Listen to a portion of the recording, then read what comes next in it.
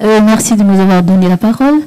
Nous allons commencer cette séance très intéressante parce que on a vu jusqu'à maintenant en ce qui concerne l'adulte. Et comme nous disions tout à l'heure, nous allons commencer la session sur l'infectiologie pédiatrique. Et le premier que nous allons parler, c'est quelqu'un que nous connaissons très bien. En pédiatrie, il n'est pas seulement ici à Mayotte, c'est le docteur Soumaï Abbas, qui est praticien hospitalier, cardiopédiatre, expert du rhumatisme articulaire aigu au centre hospitalier de Mayotte. Et comme je vous l'ai dit, on le connaît très bien. On voit nos internes ici et il le forme très bien. Encore merci. Donc, il va nous parler du rhumatisme articulaire aigu chez l'enfant. Si vous êtes prêts, vous avez la parole.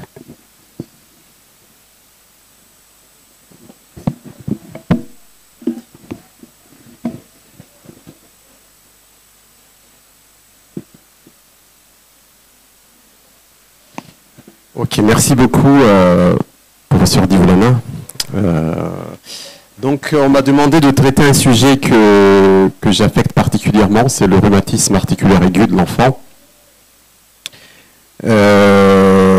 Parce que, en fait, on va le voir, c'est aussi l'histoire de la médecine. Le RAA, c'est malheureusement, je vais dire, un échec du système de santé. Et que le fait que ça perdure, on va le voir là, ça témoigne effectivement je dirais que les actions publiques, nos actions de santé ne sont pas encore à la hauteur pour faire éradiquer cette maladie qui devrait disparaître de Mayotte. Alors.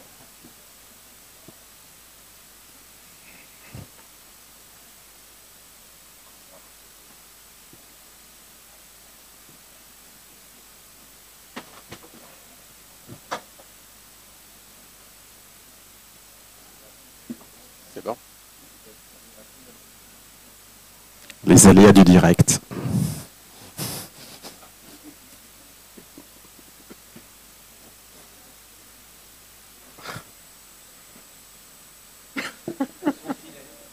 Ouais. Ouais, c'est pas mal. Alors, donc, on va faire comme ça, donc, pour dire, en introduction, je sais plus ce que j'ai marqué dans ma présentation.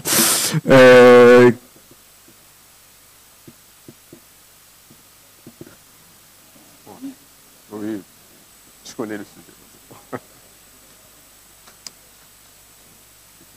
Donc, déjà pour dire que le rhumatisme articulaire aigu, contrairement à ce qui est marqué, c'est pas une maladie infectieuse.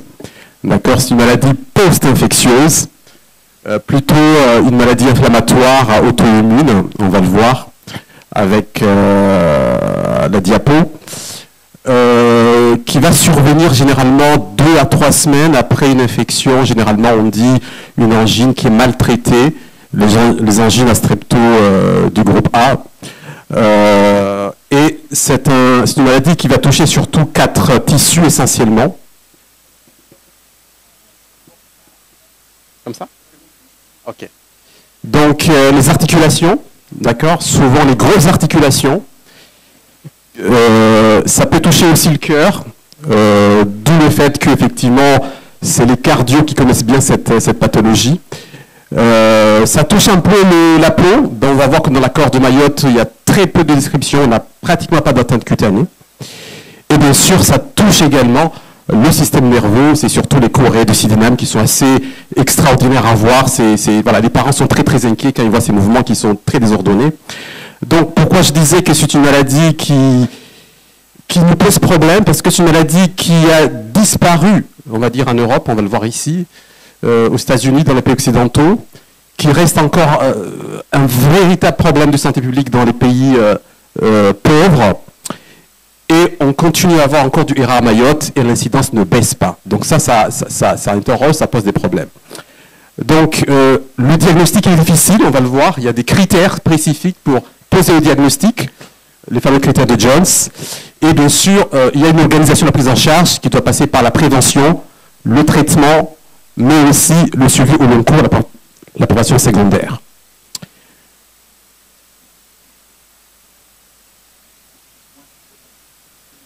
C'est bon. Donc voilà un petit peu comment je compte aborder un peu le sujet. On va parler un peu de contexte historique, ça tombe bien puisqu'on va parler un peu d'histoire ce matin, de cette maladie. On parlera un peu d'épidémiologie, on parlera un peu de médecine, critères diagnostiques, et puis on verra un peu les enjeux de la prise en charge. Alors, le contexte historique, le RAA est aussi appelé maladie de Bouillot. Donc ça a été, je vais dire, un des premiers auteurs qui a vraiment décrit la pathologie. C'est le doyen, le professeur Bouillot à Paris, dans un traité qui est appelé traité clinique de rhumatisme articulaire, et il décrit assez bien vraiment de façon clinique ce qu'on trouve dans cette pathologie. Et ce qui était déterminant à l'époque, c'est qu'on pensait que c'était l'influence du froid qui causait un petit peu les crises de rhumatisme articulaire aigu. Et à l'époque, bon, on ne va pas s'étonner, le traitement c'était la saignée. Il fallait saigner, il fallait enlever un peu de sang, et c'était le traitement un peu du rhumatisme articulaire aigu. Alors, dans son livre que je vous invite tous à lire, parce que je l'ai fait, ce qui est assez intéressant, c'est qu'on trouve des observations cliniques qui sont vraiment passionnantes. J'ai pris cet exemple d'observation clinique qu'on trouve dans le bouquin.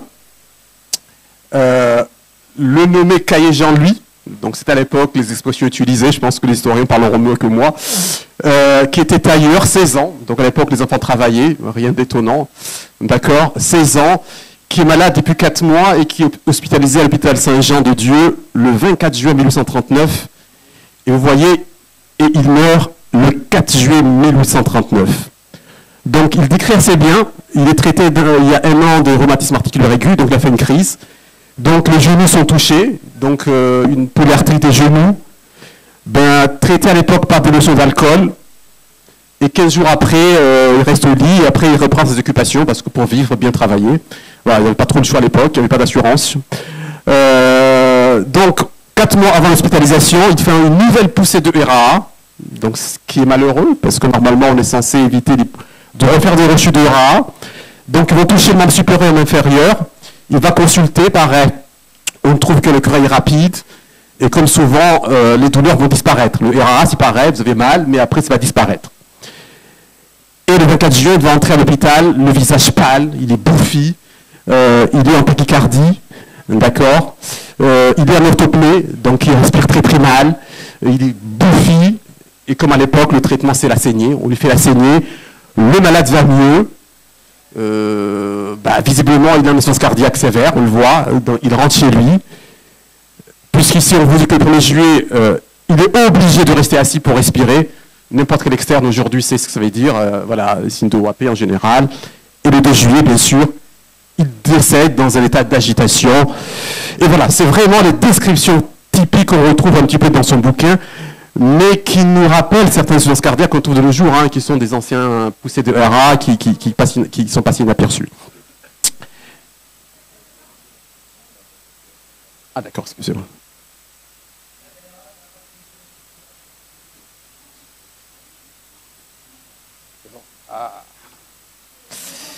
Alors, donc, dans l'autopsie, ça c'est une image de synthèse que j'ai prise, mais c'était pour essayer d'expliquer un petit peu sur le plan cardiaque, c'est quoi le RAA. Donc, vous voyez, cet enfant a été autopsié, et généralement, on trouve effectivement cet aspect de chou-fleur. Ça, c'est la valve mitrale qu'on voit ici, et avec, vous voyez, parsemé de petits choux-fleurs comme ça. Et ça, c'est vraiment ce qu'on a au niveau du cœur, ce que nous disent les chirurgiens cardiaques qu'elles opèrent. C'est souvent ces aspects-là, donc de valvulopathie qui persistent et qui vont rester au long cours. Et donc là-dessus, effectivement, quand c'est très très très évolué, il n'y a pas d'autre choix que de faire des plastiques mitrales. Si ça ne marche pas, c'est une valve mécanique qu'on va mettre en place. Donc c'est vraiment les conséquences du rhumatisme articulaire aigu quand les choses ne sont pas traitées à temps. Alors, un peu d'histoire, parce que la médecine, c'est toujours de l'histoire. Et on a vu que la description vraiment de la maladie du RAA, ça a été fait par M. Bouillot au XIXe siècle. C'était très précis. La clinique, mais le traitement, on ne connaissait pas. La physiopathologie n'était pas élucidée. Et vous voyez, en 1900, presque en 1900, le laboratoire Bayer va inventer l'aspirine. L'aspirine va être découverte, mise en place, effectivement, et l'aspirine va assez vite devenir le traitement de référence du RAA. Et il a fallu attendre en 1931 pour découvrir le pathogène responsable du RAA, c'est-à-dire le bactérie qui va provoquer par la suite les lésions de rhumatisme articulaire aigu. Et c'est en 1944 que le médecin américain Dr. Jones va établir les critères diagnostiques vraiment de cette maladie et qui va permettre à la communauté scientifique médicale de pouvoir assez rapidement diagnostiquer le rhumatisme articulaire aigu. Alors, on a vu les années 1840 à Paris, on arrive aux années 1950 à Paris encore. Et vous voyez, entre 53, pour la deuxième guerre, 53-54, ben, sur une étude qui porte sur 345 patients, c'était une thèse, une enquête qui a été faite, ben, on trouve encore des patients qui décèdent du RAA. Ce qui interroge, il n'y a pas très longtemps, il y a 70 ans. Hein. Donc, encore des décès, 4 décès, âgés de 7 ans, 8 ans, 15 ans, 12 ans. Souvent, c'est les enfants qui décèdent du RAA, parce que ça commence très très tôt. Et bien sûr, la cause d'une cardiopathie rhumatismale chronique, bien sûr, l'insuffisance cardiaque, ben, quand elle n'est pas traitée, ben, ça finit par décéder, à moins de faire une greffe cardiaque ou de mettre des valves mécaniques avec une bonne surveillance. Donc on voit que la problématique, jusqu'à les années 50, est toujours persistante en Europe. Alors, qu'est-ce qui a changé? Comment se fait-il que cette maladie a disparu en Europe, alors qu'il y a 70 ans, elle était toujours encore présente? Ben, ce schéma l'illustre très bien. Ici, en fait, on voit bien que ici, on découvre, on classe les streptocoques, et on voit bien que le RAA commence à baisser même avant l'arrivée des pénicillines. Donc c'est vrai que l'une des hypothèses les plus souvent avancées, c'est que l'amélioration des conditions socio-économiques de la population a déjà permis la baisse du rhumatisme articulaire aigu en Europe et dans les pays occidentaux, avant même l'arrivée de la pénicilline qui va redevenir, bien sûr, le traitement de référence dans le cas des crises, en tout cas pour essayer d'éradiquer le RAA, mais aussi en prévention secondaire, on va le voir.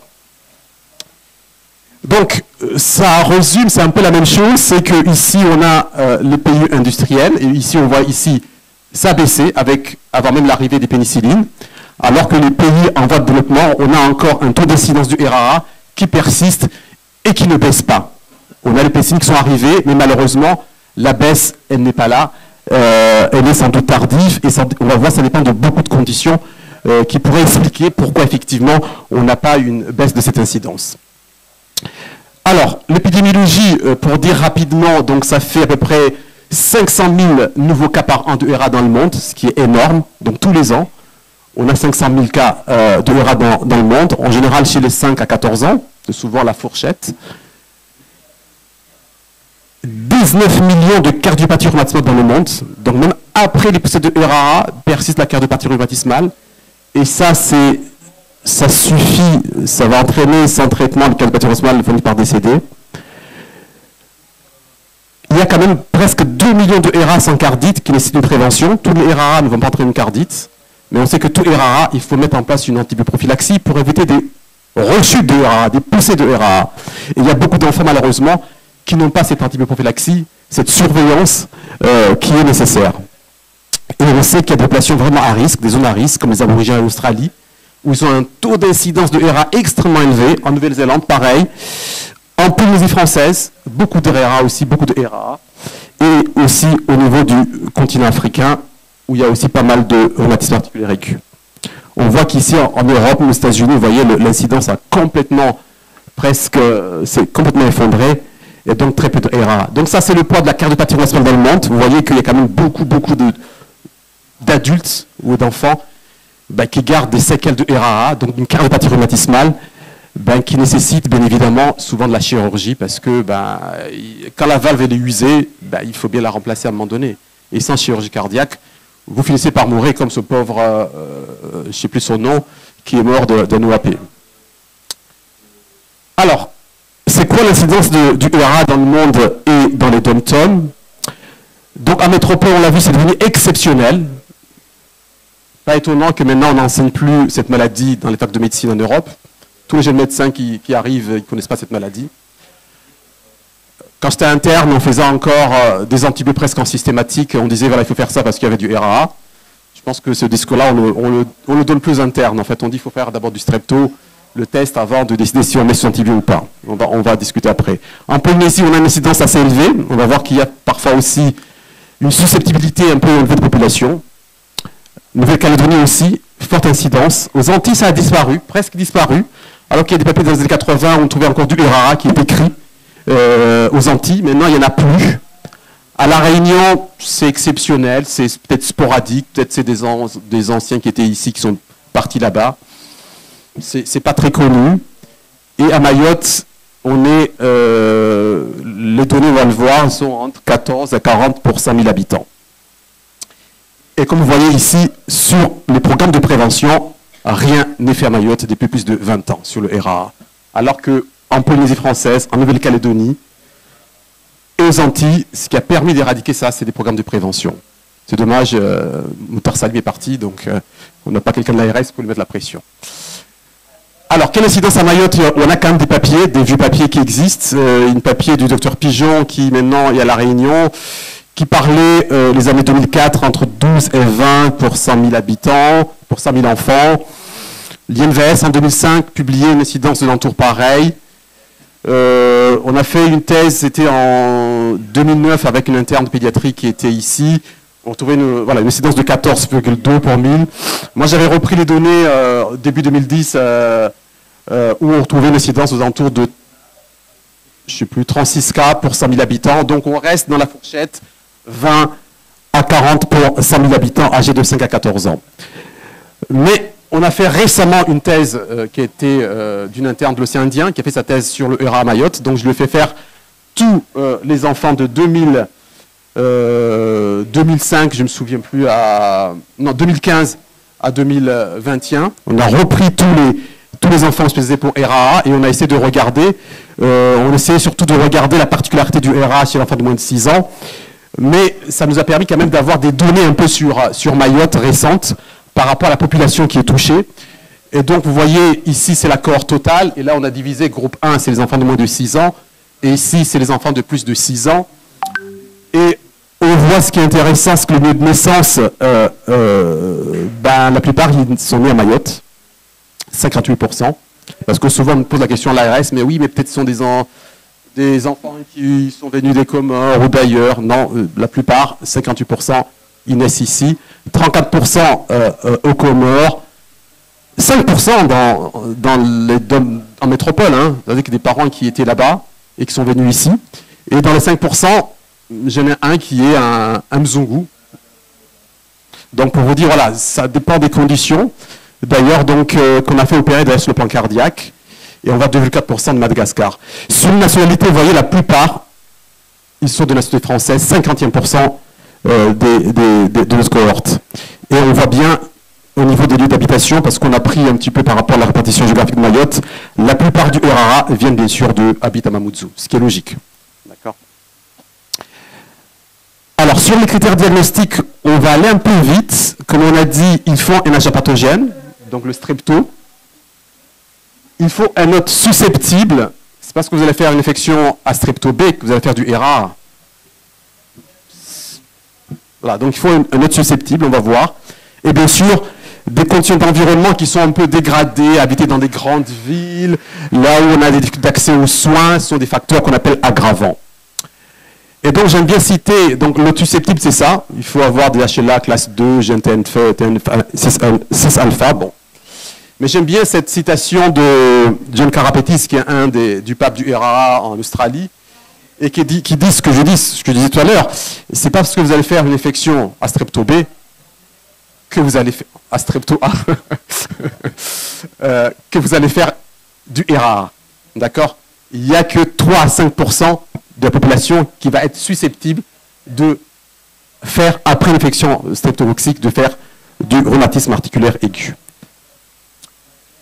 Alors, qu'est-ce qui se passe? Pour résumer rapidement, parce que sur la physiopathologie, en fait, c'est comme si l'organisme sécrétait une hyperaction en fait, de l'organisme en sécrétant des anticorps qui vont s'attaquer, en fait, surtout sur le plan du cœur, mais aussi des genoux, en fait, à des antigènes, en fait, qui miment un petit peu ce qu'on trouve sur la paroi du streptocoque. Donc, c'est une production exagérée de cardiotoxines, en fait, qui va abîmer les valves. Ce n'est pas le germe qui va aller sur la valve pour la détruire, c'est ces anticorps, en fait, qui sont dirigés et qui vont aller abîmer la valve. Donc, Pour faire ici du RHD, donc c'est la cardiopathie rhumatismale, l'idée c'est de dire, on a un hôte susceptible, on fait l'infection strepto, on a un hôte susceptible, et si on fait plusieurs épisodes de RAA, on finit par avoir une cardiopathie rhumatismale qui va persister au long cours. Donc la cardiopathie rhumatismale, elle vient au long cours. C'est parce qu'on a fait plusieurs poussées de RAA, et ça, ce qui est malheureux à Mayotte, parce qu'on voit souvent des enfants qui arrivent en pédiatrie, mais parfois en réanimation, ben, ils ont eu mal au genou, ça a disparu, on n'a pas pensé, on l'a laissé comme ça, et puis il a fait une deuxième poussée, une troisième poussée, et quand il entre à l'hôpital, ben, il y a déjà une cardiopathie assez évoluée, et malheureusement, seule option, bien sûr, c'est le stabiliser, et l'envoyer se faire opérer, et après le surveiller encore, on va voir avec de l'extensine au long cours.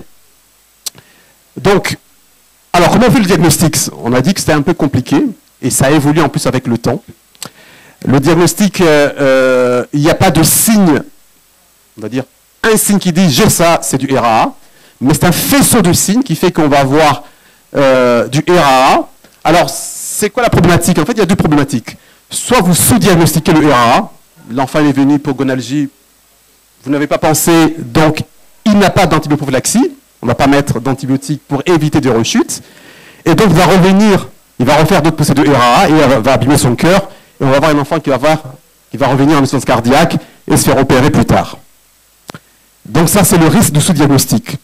Si on fait un surdiagnostic, c'est-à-dire que si on voit du RAA partout, on a une gonalgie, on dit c'est du RAA, ben c'est de l'extenséline en intramusculaire toutes les 3 semaines en consultation. C'est des antibiotiques qu'on met en intramusculaire chez les enfants qui sont douloureuses, très douloureuses, d'accord, au moins pendant 10 ans. Donc vous voyez, il ne faut pas sous-diagnostiquer, il ne faut pas non plus surdiagnostiquer, donc il faut le bon diagnostic. Ben, sinon, la prévention n'est pas optimale. Donc, ce que je voudrais vous dire dans cette classification de Jones, ce tableau qui est imbuvable, c'était juste pour dire que les critères ont évolué avec le temps. Au départ, c'était M. Jones en 1944, les critères. Et les critères ont changé énormément avec le temps pour s'adapter au mieux, pour avoir un diagnostic de plus en plus précis. Et actuellement, donc il y a eu une première révision en 1956, une deuxième révision en 1965, l'OMS en 88, ici au HO séparé en 2003. Ça, c'est les critères de Jones en 2003, où on classait en critères majeurs, critères mineurs et la preuve d'une infection streptococcique. Donc dans les critères majeurs, il fallait avoir une cardite clinique, c'est-à-dire quelqu'un qui a une insuffisance cardiaque, qui a un souffle, où on se dit, voilà, il y a une cardite. Il fallait avoir une polyarthrite, c'est souvent les grosses articulations, les genoux, les chevilles, rarement les petites articulations, la chorée, l'érythème et le nodule. Et des critères mineurs, fièvre, arthralgie, etc., etc. Et pour faire le diagnostic, il fallait soit 2 critères majeurs, ou un critère majeur plus 2 critères mineurs, et avoir la preuve d'une infection streptococcique. Donc c'était ça vraiment les critères de Jones qui étaient utilisés jusqu'en 2003, et à partir de 2015, ça a changé. On est allé vers une stratification du risque. C'est-à-dire quoi? C'est-à-dire qu'on a pris en considération des endroits, est-ce qu'il y a du RA dans certains endroits où il n'y en a pas? Et en fonction, ce n'est pas les mêmes critères. L'idée, c'est de ne pas surtraiter. Et donc, il y a des populations à haut risque et à bas risque. Et la population à bas risque est définie comme étant 2 cas pour 100 000 enfants. À Mayotte, on est à 40 presque. Donc, on est sur une zone à haut risque de RAA. Donc, les critères ont été modifiés, ils sont comme ça maintenant. Ce qui a changé, en fait, dans les critères majeurs, ici, population à faible risque, population à risque modéré ou élevé, ben, ce qui a changé surtout, c'est pas rentré, c'est tout ce qui est arthralgie, qui sont considérés comme étant des critères mineurs, dans les populations à faible risque, alors que dans les critères à haut risque, tout ce qui est monarthralgie, tout ce qui est polarthralgie, c'est considéré grosso modo comme étant des facteurs, un critère de haut risque, donc un critère majeur. Mais le reste est resté grosso modo pareil, d'accord? Alors, on va regarder un par un ce qu'on a dans ces critères. Alors, on a vu qu'on a la polyarthrite. Donc, on l'a dit, la polyarthrite, elle survient 2 à 3 semaines après une infection. Elle touche surtout les genoux, les grosses articulations. Donc, ils gonflent, les enfants ont mal à marcher. Nous, dans notre étude, on trouve à peu près 25%, le travail qu'on a fait récemment avec la thèse, dans la présentation clinique. Parfois, on a juste une simple monoarthrite. Arthrite, c'est gonflement du genou et douleur au genou. Hein. D'accord? Ben, ils sont très sensibles à l'aspirine, aux anti-inflammatoires. Vous donnez l'aspirine, ça calme tout de suite en général. Généralement, on ne les ponctionne pas, mais si on les ponctionnait, ça ne donnerait rien. Et les radios sont normales. Vous faites une radio d'un enfant qui a une polyarthrite rhumatismale, la radio est normale, parce que ça n'abîme pas l'os. Et qu'on traite ou qu'on ne traite pas, de toute façon, la polyarthrite va disparaître. D'accord? Donc, j'allais dire, la polyarthrite, on s'en fout, grosso modo, parce que de toute façon, dans tous les cas, elle va disparaître et elle ne sera... il n'y aura pas de séquelles. La grosse difficulté, c'est surtout le problème cardiaque. Parce qu'on a vu qu'il y avait des polyarthrites, on a aussi des cardites. Les cardites, surtout, ça survient, nous, dans la cohorte des enfants qu'on a, dans 60% des enfants qui ont une poussée de RAA, ils ont une cardite clinique, c'est-à-dire qu'ils ont un souffle, où ils ont du mal à respirer, ils viennent en insuffisance cardiaque. Et ça peut toucher tout ce qui est péricarde, myocarde, endocarde, mais c'est surtout l'endocarde qui est touché, surtout les valves. Les valves et surtout la valve mitrale. On a souvent des insuffisances mitrales assez sévères, comme ici. On va le voir ici. C'est surtout ça qui fait le pronostic de cette pathologie. Et nos collègues adultes qui ne connaissent pas la pathologie, quand ils voient un enfant qui a une valvulaire mitrale, ils pensent que c'est une endocardite infectieuse, parce que c'est vrai que la valve est un peu remaniée, mitée, ils pensent que c'est une une endocardite infectieuse, et tout de suite ils veulent l'envoyer au bloc. Non, non, souvent on dit non, ça c'est normal, ça c'est typique du RAA, parce que la valvulopathie du RAA a une gueule, a une façon de se présenter, ce n'est pas comme une endocardite infectieuse. Ouais. Donc, ici par exemple, c'est un enfant qui a eu, on a vu en consultation, avec une valve aortique qui fuit énormément, une valve mitrale aussi qui fuit, qui a une bivalvulopathie, et ce genre de tableau qui arrive souvent à l'hôpital, et très souvent on est obligé, en moins de 2 semaines, de les envoyer à Paris pour se faire opérer, parce que il faut aller vite, il faut les stabiliser. Là c'est la même chose, dans une autre coupe, on voit aussi les fuites qui sont assez importantes. Alors, il y a ce qu'on appelle récemment, la cardite infraclinique. En fait, récemment, on a trouvé ça, parce qu'il y a des enfants qui vont avoir... ils n'ont pas de souffle, mais quand on fait les échographies, on trouve qu'ils ont des cardites. Et ces enfants-là, il faut absolument ne pas le savoir, parce qu'il faut qu'ils aient dans une suivi pour éviter une cardiopathie rhumatismale chronique sévère. Donc ça, c'est les résumés de notre étude par rapport aux antennes cardiaques. Je vais aller un peu vite, comme on n'a pas le temps. La chorédocyténame, c'est dans 10% des cas de RAA, c'est vraiment des mouvements très amples, c'est très impressionnant. Les enfants ont du mal à parler. Et souvent, c'est fortement lié à une cardite. Donc, quelqu'un qui a une chorédocyténame, il faut faire une échographie systématique pour chercher une cardite associée. Sur le plan dermato, on peut avoir des nodes de subcutanées. Nous, on n'a jamais eu, on va dire. L'aire marginée, c'est pareil. Dans le RAA, c'est décrit dans les populations américaines. Mais à Mayotte, on n'a jamais vu ça. La preuve d'une infection streptocoque, comme on a dit, il faut toujours qu'on ait une preuve qu'effectivement l'enfant a fait une infection à strepto. C'est les fameux ASLO-ASD qu'on dose en biologie assez rapidement. Donc ça, c'est les normes des ASLO-ASD en fonction de l'âge, parce que ça aussi, il faut savoir les interpréter en fonction de l'âge. Donc si on a des ASLO-ASD très élevés et un contexte clinique de RAA, on peut poser le diagnostic de RAA. Là, c'est l'évolution des ASLO, parce que c'est une question qui se pose souvent en clinique. Est-ce que j'ai une poussée de RAA, mais des ASLO négatifs et que ce n'est pas une RAA? On peut avoir des ASLO qui sont négatifs après 50 jours. Donc ça, il faut le savoir. Bon, ça, c'est des petits détails. Le sang biologique, je vais aller un peu vite. Ça aussi. Et je vais parler du traitement. Alors, comme on a dit, le traitement, il y a 2 aspects, grosso modo. Améliorer les conditions de vie de la population. Si on n'arrive pas à améliorer les conditions de vie de la population, il est très difficile, même dans la recommandation de l'OMS, d'arriver à faire baisser l'incidence du RAA. Et donc, sur ce schéma qui montre l'infection à strepto B, donc on va essayer de traiter pour éviter d'avoir une poussée de RAA. Et quand on a des poussées de RAA, on va éviter d'avoir des rechutes de RAA pour éviter d'avoir la cardiopathie rhumatismale qui, elle, nécessitera sans doute une chirurgie cardiaque et des anticoagulations au long cours. Donc, c'est vraiment sur ces 3 aspects qu'il faut agir. Alors la question qui se pose souvent, je pense à l'hôpital, mais aussi aux gens qui ne sont pas habitués au RAA, est-ce qu'il faut faire un test streptotoxique avant de traiter une angine?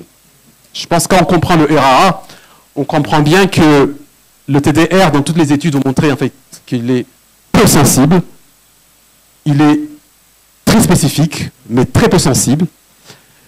Ça dépend surtout de l'iniculum. Je pense que les biologistes connaissent mieux ça que moi. Et donc, on peut s'inspirer de ce que font les Australiens, qui sont les maîtres dans la matière. Eux, c'est tout simple. Vous avez une angine, mal de gorge, patient à haut risque, on traite. On peut faire le strepto après, mais on traite. Patient à bas risque, bien sûr, on fait le strepto et on ne traite pas. Donc la question, c'est l'incidence du RAA. On ne peut pas, effectivement, parce que souvent c'est énervant à Mayotte d'entendre, oui, j'ai eu plus de mal de gorge, mais on ne m'a pas traité. Et quand on a derrière, parce que nous, on voit les enfants qui ont été maltraités, on le sait. D'accord? Donc c'est un gros débat. Je pense que même ici à Mayotte, on n'est pas tous d'accord, mais je pense que ceux qui comprennent le RAA, la logique du RAA, comprendront qu'un enfant qui a un mal de gorge, qui a une angine, qui a à haut risque, s'il habite à Mamoudzou, on peut toujours stratifier, il faut qu'il y ait des antibiotiques. Ça, c'est le tour de la crise. Je vais passer assez vite, parce que je n'ai pas beaucoup de temps, on peut en discuter. Oui, et la prévention secondaire, j'ai presque terminé. À la conclusion. J'ai presque terminé. Laissez-moi une minute. Parce que le plus important, c'est ça. C'est diapo, parce que les enfants qui ont une poussée de RAA, qui ont du RAA, il faut éviter qu'ils refassent des crises de RAA derrière, qu'ils fassent des rechutes de RAA. Donc, tout enfant qui a du RAA doit avoir une antibioprophylactie secondaire dans ce que j'appelle les injections intramusculaires de pénicilline G, le fameux extensiline, qui fait très mal. Donc, on a tous des stratégies pour essayer d'avoir une compliance pour les enfants et leur famille. Mais sinon, on peut faire du traitement Péros, mais souvent, il y a une moins bonne compliance et ils font souvent des rechutes de RAA derrière. Donc, c'est toute une stratégie pour arriver à faire ça. Et la durée de l'antibioprophylaxie, vous voyez ici. Sans cardite, c'est jusqu'à 21 ans, les recommandations. Avec cardite, c'est parfois jusqu'à 40 ans. Donc, c'est du lourd, lourd, lourd. Et voilà, je pense que j'ai terminé. Merci. Une question? On dit que les chats et les chiens se titillent. Moi, je suis infectiologue, je vais titiller un cardiologue. Ouais. Je me fais l'avocat du diable. Tu me permets de bondir en me disant, mais c'est horrible ce que tu viens de dire, donner des antibiotiques à n'importe quel mal de gorge chez les enfants. Non, bien sûr, on comprend ce que tu veux dire, mais c'est vrai que sinon, on se place du point de vue des infectiologues, avec, quand je vois ces masses d'antibiotiques qui sont données pour la moindre pharyngite, si on caricaturait en médecine générale, mais il n'y a évidemment pas que. Voilà, c'est sûr que derrière, les risques d'émergence, d'antibiorésistance, de mésusage, etc., c'est quoi un petit peu le cut-off pour toi? Alors, on est à Mayotte, c'est un territoire particulier, mais comment tu étends ces recommandations? Est-ce que je peux juste compléter ce que dit Loïc, parce que moi aussi, ça me fait bondir sur le. Je l'ai mis exprès hier. Oui. Est-ce qu'il a été évalué une approche qui consisterait à donner des antibiotiques sur un mal de gorge sans diagnostiquer, au prétexte qu'on est dans une zone de forte épidémiologie du rhumatisme articulaire? On pense faire cette étude. Ça a été fait en Nouvelle-Calédonie, parce qu'eux aussi, ils ont quand même pas mal avancé sur le sujet. Nous, on pense le faire. Nous, l'idée ici, effectivement, on disait, parce qu'on est confronté à deux problèmes à Mayotte. La pénurie médicale, limite, on ne met pas d'antibio strepto négatif, je ne mets pas d'antibio, mais il faut le revoir derrière. Et ici, le suivi n'est pas fait derrière. Donc, c'est surtout ça. Et on a des enfants qui ont du RAA, des enfants de bonne famille. J'ai quelqu'un qui est une infirmière du service, son enfant, 5 ans. Je l'ai envoyé se faire opérer à Paris. Bivalvulopathie rhumatismale, qui a fait 2-3 angines qui ont été traitées comme ça, par je ne sais pas quel couillon, entre guillemets, parce qu'effectivement, strepto-négatif, voilà. Donc quand on a ça, on voit ça plusieurs fois, on se dit, mais soit tu traites pas, ok, mais tu le réévalues derrière. Mais ne pas traiter et ne pas réévaluer derrière, et après avoir un enfant de 5 ans qui va avoir une valve mécanique, parce que là, on l'a dû réopérer à Paris parce que sa valve mitrale n'était pas très bonne, et il a une valve mécanique à l'âge de 7 ans, t'as les boules, quoi. Honnêtement, c'est pas acceptable. Alors moi, je te remercie parce que on a souvent des questions de médecins qui nous disent, bon, nous on est, mais pourquoi on n'a pas le TROD à Mayotte? Eh ben, le trot à Mayotte, il n'est pas recommandé parce qu'on ira, je suis désolé, hein, par la HAS, il n'est pas recommandé à Mayotte parce qu'il n'est pas assez sensible. Et en plus, le prélèvement, je suis désolé, mais quand même, le prélèvement chez l'enfant n'est pas souvent facile aussi, donc on peut mal le faire. Il faut avoir des critères cliniques et traiter facilement. En plus, au niveau de la résistance, hein, le streptoa, il n'y a pas encore de résistance à l'ampicilline. Les infectiologues vont dire. Merci beaucoup pour cette présentation. Je voulais ouvrir la discussion sur une autre cause du RA et de l'origine du streptocoque, qui est l'impétigo. Et donc ça a été pas mal décrit, pas mal recherché sur la partie Pacifique Ouest, dans les îles Fidji, dans les îles Salomon et autres, avec des équipes australiennes qui ont quand même proposé comme postulat que l'impétigo, souvent secondaire à la gale, est à l'origine du rhumatisme articulaire aigu, et de ne pas se voiler totalement la vue sur c'est de l'angine, c'est de l'angine, c'est de l'angine.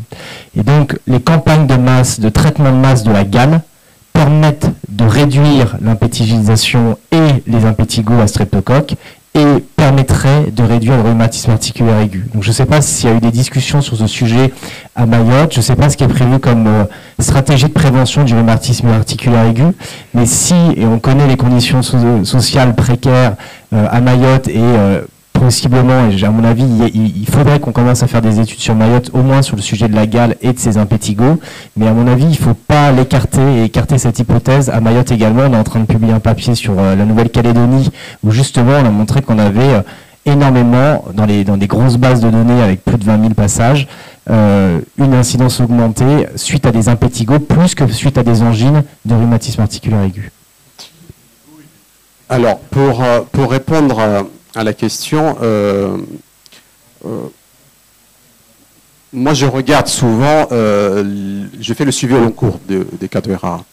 Je pense qu'il y a mon collègue Chamoui là qui pour le SPIT en pédiatrie, parce que moi je ne le fais pas forcément au début de SPIT en pédiatrie, mais il y a beaucoup d'actions cutanées à Mayotte. Et quand on a pris toute la cohorte de RA, parce que c'est la deuxième cohorte que je vais travailler, on a peu cette notion, quand on regarde les antécédents, parce qu'on fouille beaucoup, hein, on fait rarement ce lien, mais non, je ne dis pas qu'il n'existe pas, parce que c'est vrai que c'est rapporté de Calédonie, j'ai lu pas mal de papiers là-dessus, mais je pense que ça vaudrait le coup de creuser, même si pour l'instant on n'a pas l'impression, le sens clinique et tous les données qu'on a, parce que je peux dire que par rapport aux données qu'on a vraiment ce lien. Mais ça m'intéresserait effectivement si on trouve quelque chose par rapport à ça. Merci. Je dirais quelque chose sur l'histoire des infections cutanées. Ça a été prouvé. Nous, on a eu dans les années 80 relativement beaucoup de cas de rhumatisme articulaire aigu. Et comme il l'a dit, quand on en voit régulièrement, on a tendance à traiter les angines. En plus, les angines, c'est surtout à partir de 3 ans. Et quand on voit qu'il y a des rhinopharyngites derrière, évidemment, on pense que c'est viral. Donc, c'est pas que quand on a une angine qu'on va traiter tous avec un antibio. Les angines, souvent, comme on les traite pas avec les antibiotiques, justement, c'est là qu'on, dans les antécédents des enfants, on les retrouve plus souvent. Tandis que avec les impétigos, les parents sont plus à aller vers les médecins, à demander des antibiotiques. Du coup, avec les impétigos, ils reçoivent plus facilement les antibiotiques, les enfants. Et du coup, on en trouve, nous, dans notre expérience, on en retrouve moins. Mais je réitère ce qu'il dit. À l'époque, on avait beaucoup de cas de rhumatisme articulaire aigu. C'est un drame. C'est un drame. Et surtout dans les pays où les opérations sont obligées d'aller à Paris ou en Suisse, qu'on puisse envoyer ces enfants-là. Mais évidemment, pour les antibiotiques-là, les streptotests, sensibilité limite. Et du coup, des fois, c'est avec les expériences des praticiens. Merci.